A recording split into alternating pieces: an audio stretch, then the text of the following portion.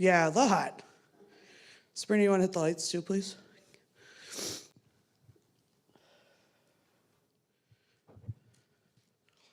Welcome, everybody, to our Narcan naloxone training. If you don't know me, my name is Ashley Wright. I'm a certified peer recovery and support specialist here and do work in Region 7E and some here at the church. I'm a person in long-term recovery. I've struggled with opioids myself and lost many friends to the epidemic, so I come out and do trainings and try to go wherever I can to share that. Tonight we'll go over the medication naloxone, also known as Narcan, and we'll start with the slides. If we could pull those up. I had an issue with my computer right before I hopped on, so I'm a little out of sorts.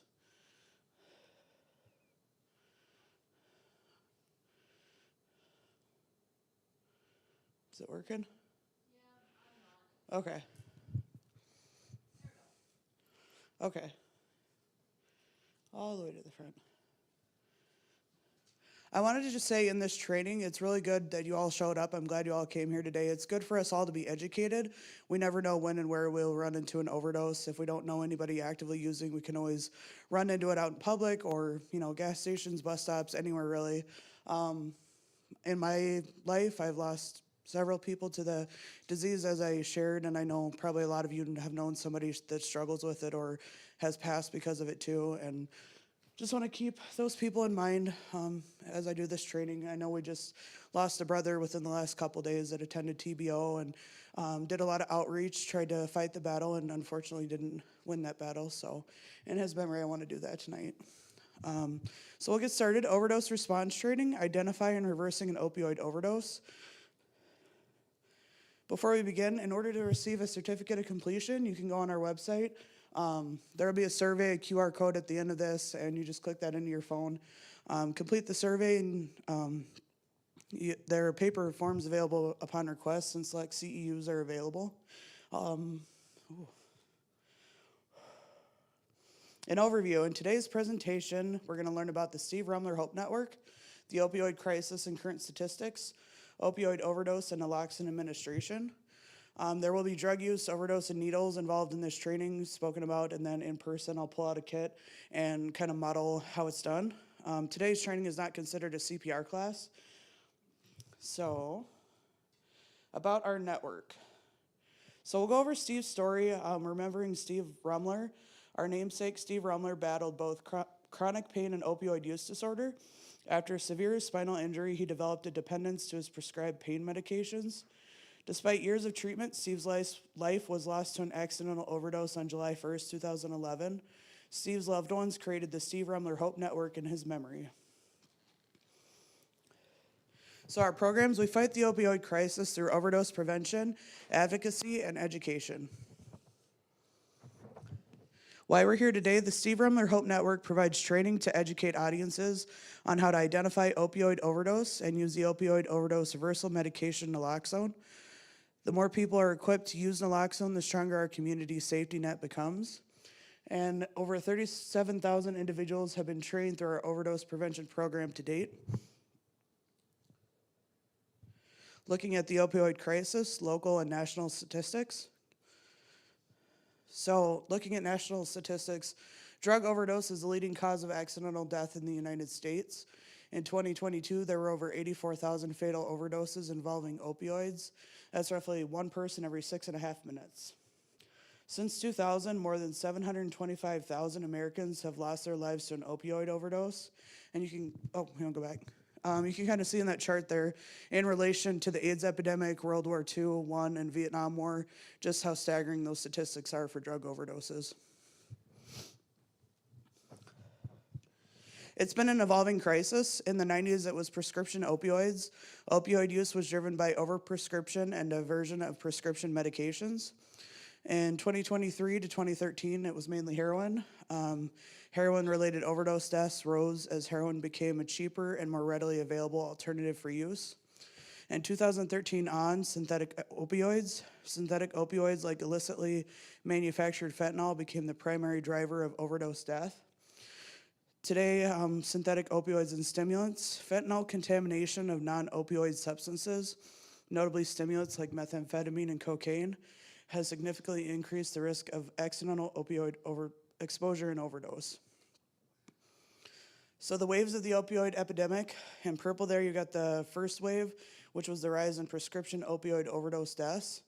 Wave 2, the rise in heroin overdose deaths. Wave 3, rise in synthetic opioid overdose deaths. And wave 4, fentanyl contamination and polysubstance overdose. I'm on a different one than you, okay. And then our local Minnesota statistics. Synthetic opioids continue to drive the rising overdose rates in Minnesota. There were 1,028 opioid-involved overdose deaths in 2022. 9 out of 10 of them involved synthetic opioids. Fatal overdose rates remain high, but have leveled out after years of rapid increase. So there you've got on the slide, in the green, any opioid, in blue, synthetic opioids, kind of a cream color, psychostimulants, and in red, cocaine. Synthetic opioids are manufactured substances that mimic natural opiates. They're cheaper to produce and much more potent. Fentanyl is one of the most common. It can be 50 times stronger than heroin. It's used to lace counterfeit pills, cocaine, meth, heroin, and more. A fatal overdose can be as small as 2 milligrams. You can kind of see in that illustration there the potentially lethal doses of heroin, fentanyl, and carfentanil, very small amounts. We offer fentanyl test strips, and I have some here today. They help detect contaminated substances. So what you can do with those is, if you happen to use or you know somebody that uses, we promote like harm reduction and using safely at least. So you can take, any substance can be laced with fentanyl, so you just take a portion of the substance and dilute it with water and then use the fentanyl test strips, and it will tell you if it contains that or not. It's important to remember that this crisis affects everyone, but it doesn't affect everybody equally. The opioid crisis disproportionately impacts communities of color. Minnesota has some of the worst disparities in drug overdose mortality in the country. Black Minnesotans face 4 times the risk of opioid overdose death than white Minnesotans. American Indian Minnesotans face 12 times the risk of opioid overdose death than white Minnesotans. Rates of substance use are similar across demographics, but health inequities increase the risk of fatal overdose. So you can kind of see on that graph there, the blue American Indian Minnesotans is quite higher than the others. Black Minnesotans in the middle in green, and then white Minnesotans at the bottom in purple. The effects of racism in America complicate substance use in communities of color, cause broad health inequities, and pose additional risk for a fatal overdose. Barriers to healthcare. Systemic barriers in health services can prevent someone from receiving appropriate treatment for substance use or other health concerns. Lack of culturally responsive services. Representative providers can be an important part of effective treatment, therapy, and care.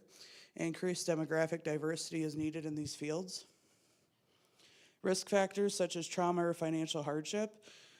Persistent iniquities and social determinants of health influence overall well-being and are key risk factors for substance use and overdose.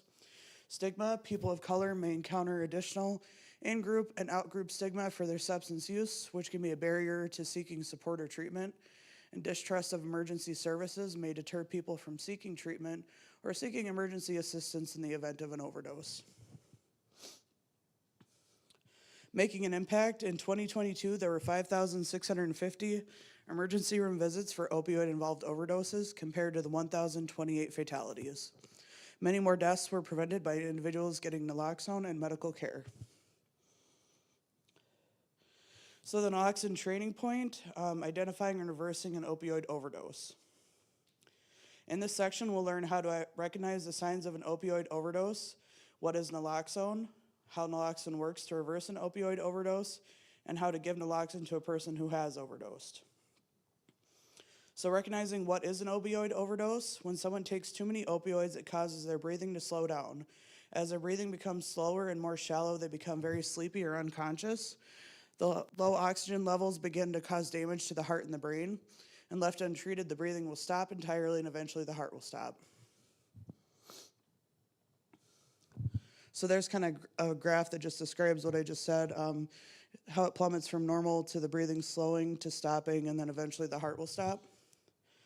And then it kind of illustrates the effects if you have rescue breaths, naloxone and rescue breaths combined. We'll talk later about kind comfortability with giving rescue breaths, especially with COVID-19 restrictions and things like that. But that kind of illustrates there, if you just use naloxone on its own, it's still very effective. So the signs and symptoms of an opioid overdose. A person who has taken too many opioids may exhibit any of these symptoms: unconscious or unresponsive, difficult to wake up, slow or shallow breathing, and very small pinpoint pupils that are unresponsive to light. Struggle to breathing and making gasping or gurgling sounds, slow heartbeat or lower blood pressure, and skin discoloration due to lack of oxygen. That'll vary based on skin tone. So what is naloxone? Naloxone is a medication that has been used for decades to reverse opioid overdose. It acts in the brain to immediately block the effects of the opioid the person has taken, and it lasts about 30 to 90 minutes before it's cleared from the body.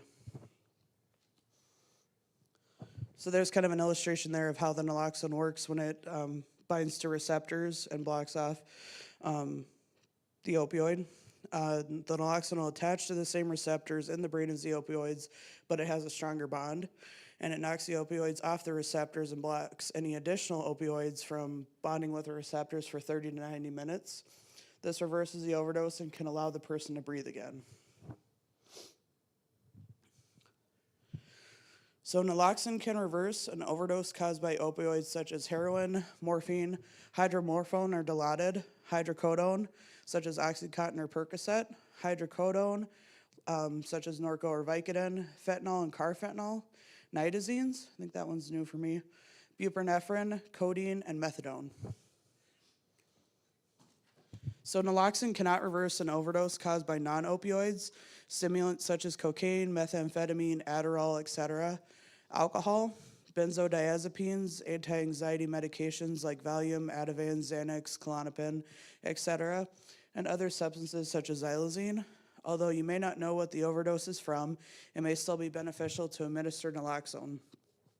If opioids have been taken in combination with other drugs, removing the effects of the opioids could reverse the overdose.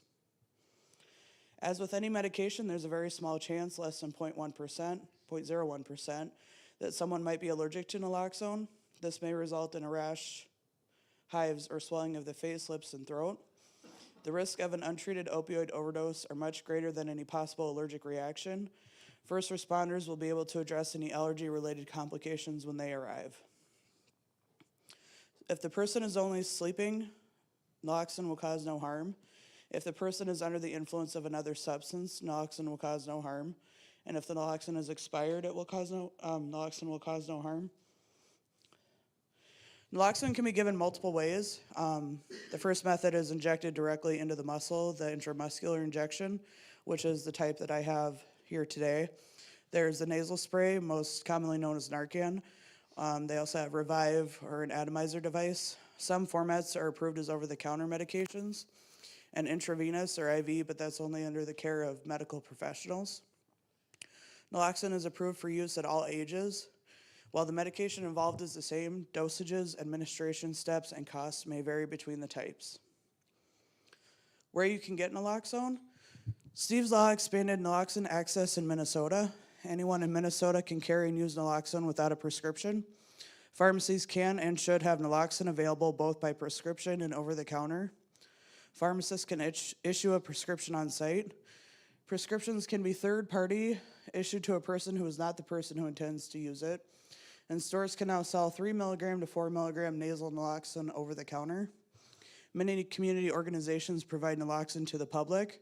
Steve Remler Hope Network partners with many sites as naloxone access points, or NAPs. I think the closest one to us is Recovering Hope in Mora is a naloxone access point. Looking at Steve's Law, in 2014, the Minnesota State Legislature passed Steve's Law, Minnesota's Naloxone Access and Good Samaritan Expansion. Covering naloxone, it allows all first responders, firefighters, police, and EMS, and lay people to carry and administer naloxone. It broadened access, it expanded naloxone access through pharmacies and third-party prescriptions, and provides immunity, civil and criminal immunities when providing assistance for suspected opioid overdose. Looking into the immunities, a civil immunity, an individual administering naloxone faces no civil liability for outcomes of administering the medication. The Good Samaritan protections encourage people to provide help.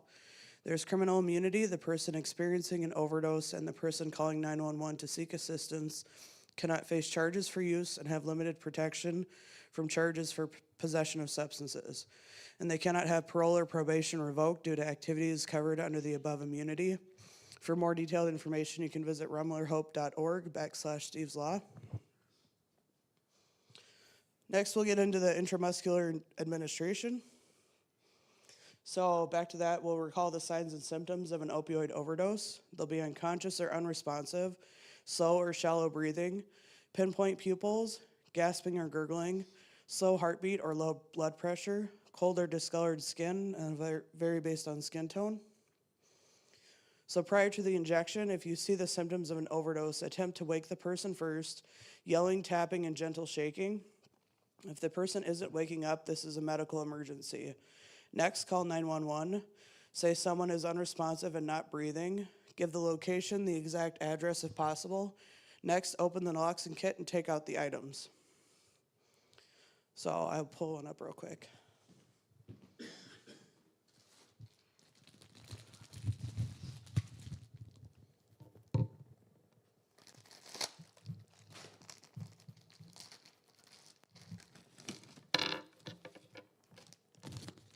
So each kit contains 3 doses of naloxone of 1 milliliter in each, 3 intramuscular syringes, 3 alcohol wipes, 2 nitrile gloves, 1 breathing barrier, and 1 instruction card. It's available, it has 4 separate languages on the instruction card: English, Somali, Spanish, and Hmong. Next, you'll provide rescue breaths. Rescue breaths help to circulate oxygen during an overdose emergency. If you do not feel comfortable or confident administering rescue breaths, naloxone alone will still have a positive impact, and we saw that on that graphing before. Providing rescue breaths, put on the provided gloves and place the breathing barrier over the person's face. Use one hand to gently lift their chin and tilt their head back, such as figure A there. Next, pinch their nose shut and make a tight seal over their mouth with your own. Breathe out into their mouth for 1 second, like figure B, and provide 2 test breaths. The chest should rise and not the stomach.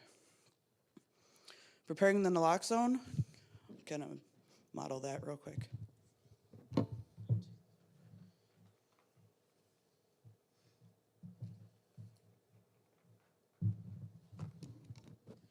So you remove the plastic top from the vial of the naloxone, just a small bottle like that. It's got an orange cap on it, so you remove that plastic top off the top of the vial. And then it comes with the 3 syringes. So you pull one of those out. If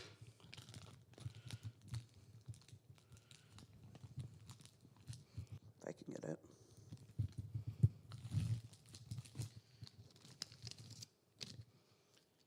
So you carefully remove the protective plastic cap from the syringe. The plastic cap should be pulled straight off, and twisting may remove the needle from the body of the syringe. So you just pull it straight out. I'm shaking. All right, next one. All right, so next you'll draw the medication into the syringe using the vacuum method. You'll pull about 1 milliliter of air into the syringe. Up to that point, there's a 1 on there. Oh, go back. And then inject the air into the vial. This will create pressure inside the vial and will help push the medication into the syringe. Next one. Keep the tip of the needle below the liquid line. This can be easier to see if the vial is flipped upside down. And you pull on the plunger of the syringe to draw up all the medication. Each vial contains 1 dose, and remove the needle from the vial after drawing up the dose. So I found the easiest way with that is like when you pull that air into the vial, or into the needle, then just inject in there and push the air in. Do this right. And it just sucks it down into the vial. And then pull the needle below the liquid line, drop all the remaining, and you got the full syringe ready. And then there will be a little airlift in there, so you just kind of push that hard. I'll put that down for now. And then the injection sites, naloxone should be injected directly into a large muscle. The upper arm or deltoid muscle and the upper outer thigh muscle are ideal. This allows the medication to be quickly absorbed into the bloodstream. The needle can go through a thin layer of clothing if necessary. Student administer the naloxone. The first step, expose the skin of the upper arm or thigh and use an alcohol wipe to clean the area. If it's wintertime and there's a bulky coat, snow pants, just you can remove those. You're protected under the Good Samaritan law, but it can go through that thin layer of clothing. The next step, holding the syringe like a pencil, as in figure A. Insert the needle at a 90-degree angle to the injection site. Be sure to get through the skin and fat layers and into the target muscle, so you can really just give it a good jab into the muscle area. Next, you'll switch hold to prepare for the injection, like figure B. Place first and middle fingers under the handles with the thumb placed on the plunger, and then you press firmly down on the plunger to administer the full dose of naloxone. If possible, immediately put the used needle into a sharps container. If no container is available, the syringe may be recapped carefully. Be careful not to prick yourself with the needle, and the cap will click when secured. So when you go to take everything out at the beginning, just kind of drop this lid on the ground next to you. And when you're all done, you can kind of just come with the needle and scoop it. That way, never put your finger on the end of this to risk being pricked. And then it just clicks when it's back on. Let me get back over here.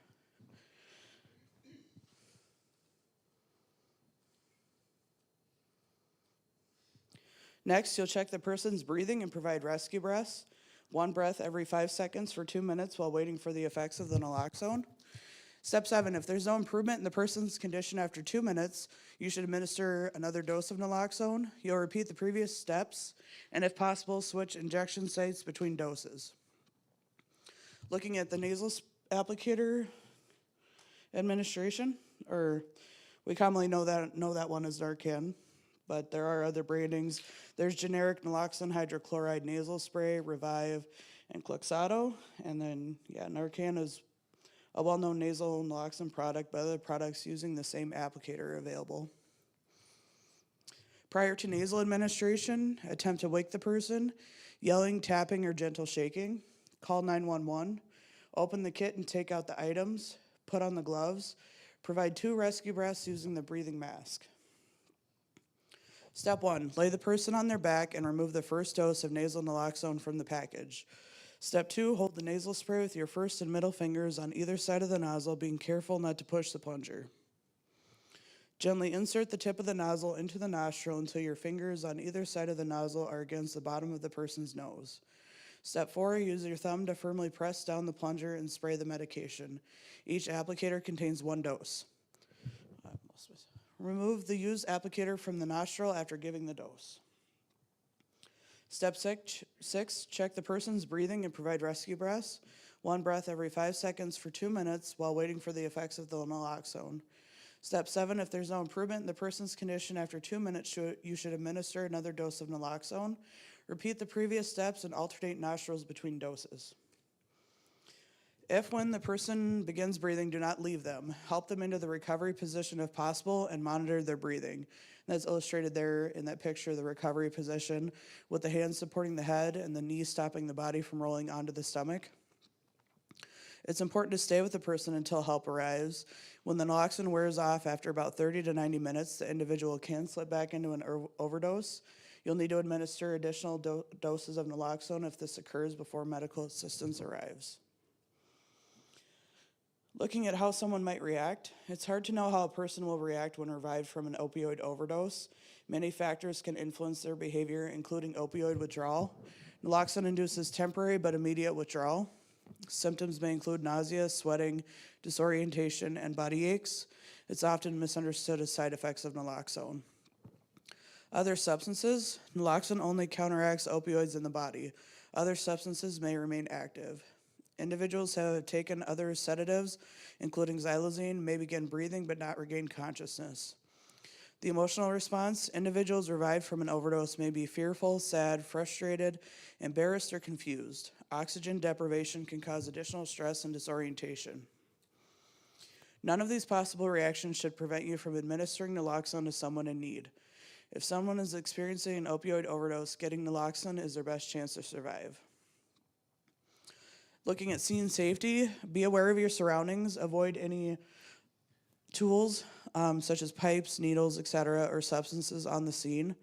Stay alert to potential hazards like street traffic. Use your protective items included in your naloxone kits while administering rescue breaths and naloxone. Avoid touching your mouth, nose, or eyes, and wash your hands after.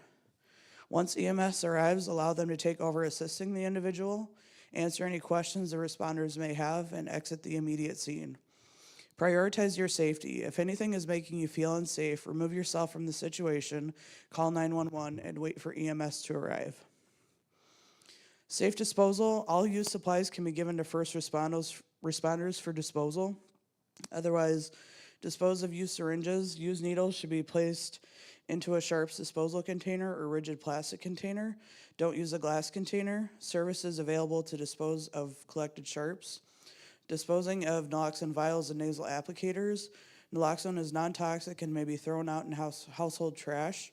Some components like the vials and applicators may be choking hazards for children or pets.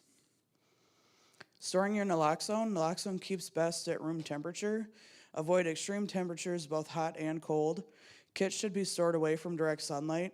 SRHN kits are packed in UV-resistant bags, but it's still best to keep them away from direct light.